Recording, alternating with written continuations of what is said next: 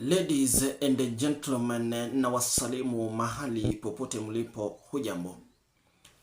Sasa hivi kuna msukosuko kutoelewana na kukosana kati ya William Samoei Ruto pamoja na wabunge wa serikali ya Kenya Kwanza, huku wakitishia kujiondoa katika mrengo wa serikali ya Kenya Kwanza na kujiunga na upinzani.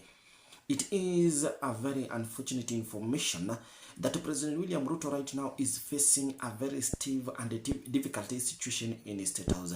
Na swala kuu ni kwamba Rais William Samoei Ruto sasa hivi ameonekana kuwa kiongozi mwenye kichwa kigumu ambaye hataki kusikiza viongozi wake na wale ambao wanaendelea kumpa support katika taifa hili la Kenya. Viongozi ambao wametishia kujiondoa katika mrengo huo ni Silvana Sosoro, Kimani Ichung'wah na viongozi ambao ni the members of parliament from the broad-based government wa Azimio la Umoja. Je, what will happen before and after 2027 if President William Samoei Ruto is going to be rejected by his MPs na kuendelea kujipata katika njia panda kama hii, especially those MPs and leaders from the mountain, especially from Mount Kenya, they have decided to leave and quit the government.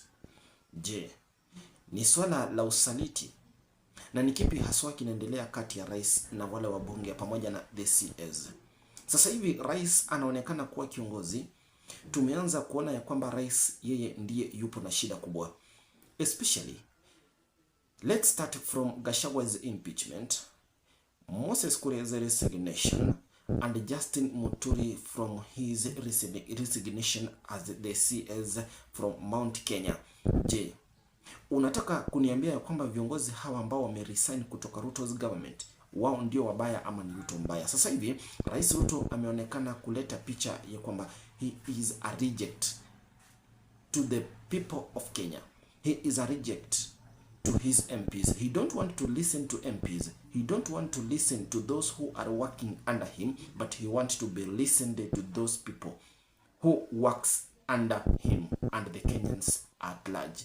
Hujambo na karibu nikufahamishe yale yote ambayo yanazidi kujiri katika taifa la 254. Iwapo ni mara yako ya kwanza kujiunga na kitu hichi, nasema ni asante na shukrani zaidi. Endelea kulike, kucomment, kusubscribe na kutoa maoni yako, na zaidi ya yote thank you for the great support that you are granting this platform. I'm not taking you for granted. Nasema ni asante na shukrani zaidi. Hujambo na karibu mtazamaji wangu. Kuna vita vikali ambavyo vinaendelea kushuhudiwa katika ikulu ya rais hapa jijini Nairobi, ambapo wabunge wameamua kujitenga na Rais William Ruto, especially those from the mountain wameonekana kukataa kuendelea kukaa katika ile ngome ya rais. Je, ni kipi kinaendelea? Na je, what is really happening in Ruto's bedroom?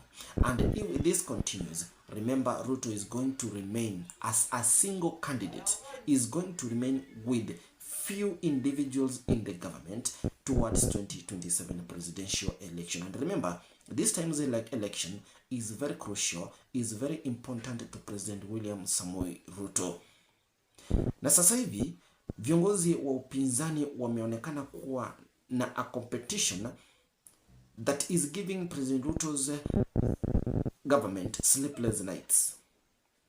Na kile ambacho kinaendelea katika bunge la kitaifa ama katika State House, the problem with President William Ruto is because wabunge mara hii wameamua kutomsikiza tena, simply because there was a bill that President William Ruto alikuwa anataka huo mswada ukaweze kupitishwa katika bunge la kitaifa.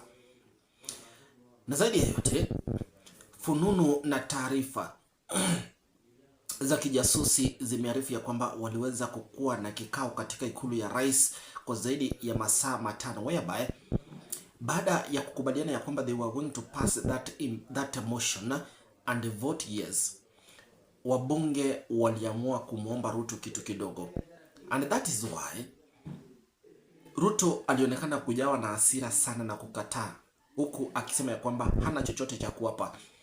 And remember, mtazamaji wangu, mtoto mleavyo ndivyo akwavyo.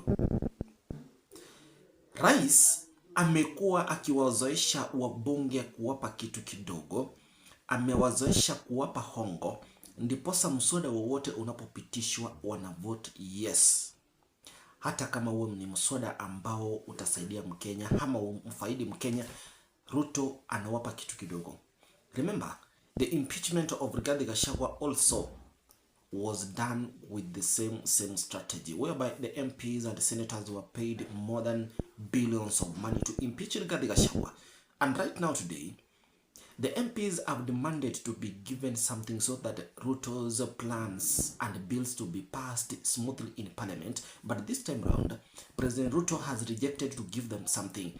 And that is the reason as to why we have seen the MPs rejecting to vote that motion yes.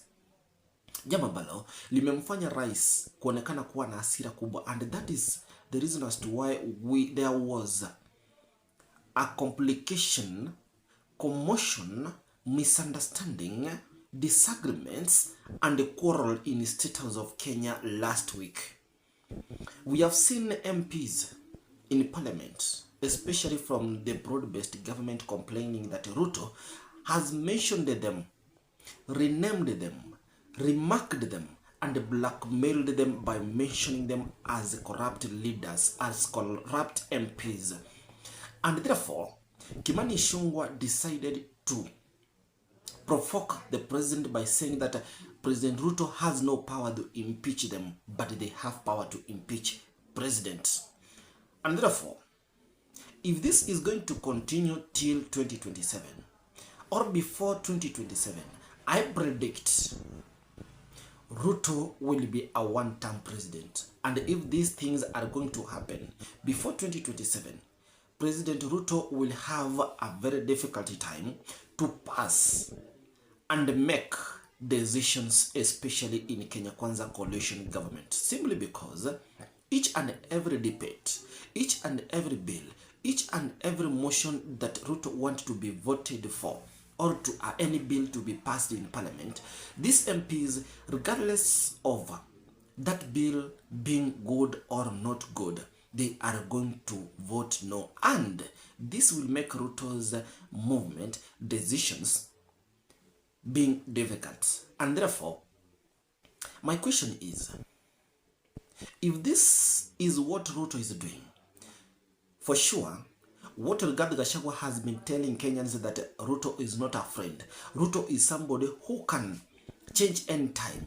Ruto is somebody who can fire you anytime. You can wake up one morning and find a resignation letter and find an impeachment letter from President William Ruto. This reflects what Gachagua has been telling the Kenyans is true, because we saw one of the allies, one of Ruto's allies, that is Moses Kuria, who resigned from the government without giving any information, without giving any confident or any confidential showing why he resigned.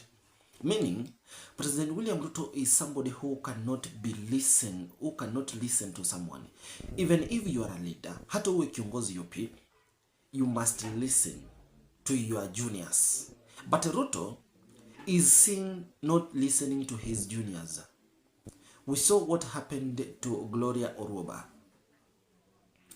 Currently, if MPs from Ruto's government are going to resign and reject Ruto before 2027, believe me, Ruto is going to be serving as a one-term president, and he might not reach 2027. And the reason behind it is he has rejected the MPs. He don't want to listen to the MPs. He don't want to listen to each and every individual in his government. Or rather, he's listening to few individuals. Ambapo so many MPs or so many leaders have said that Ruto hawasikizi. Mtu peke yake rais anasikiza ni Faruku Kibet. What is this in Faruku Kibet? Remember, Faruku Kibet is a challenging like President Ruto. And that is what is going to happen if Ruto is not going to look at this and solve this issue keenly. And therefore, remember, any leader who resigns from the government, the probability is he or she joins the opposition. And if anybody resigns from the opposition, 100% probability is that that leader joins the government. and therefore this is going to happen soon if Ruto is not going to work on it. But remember, Silvana Sosoro, Kimani Ichung'wah, and all those leaders currently maintaining in Ruto's seats, maintaining in Ruto's bedroom in State House, they are the ones who have been supporting Ruto. They are the ones who have ensured that they work with Ruto in difficulties, in happiness, in sorrow, and in every situation. We have seen Silvana Sosoro and Kimani Ichung'wah walking everywhere in 47 counties, pronouncing and preaching the gospel of the broad-based government and the empowerment programs. They have been abused. They have been rejected. They have been told sorts of many words simply because they support Ruto, and they have maintained that momentum. But finally, at the end of the day, we have seen Ruto trying to reject them. Jay, what is really wrong with Ruto? What is really wrong with this president? Give your comments, give your suggestions in the comment section. Thank you for watching this video. Thank you for the great support that you are granting this platform, and let's meet in our next episode.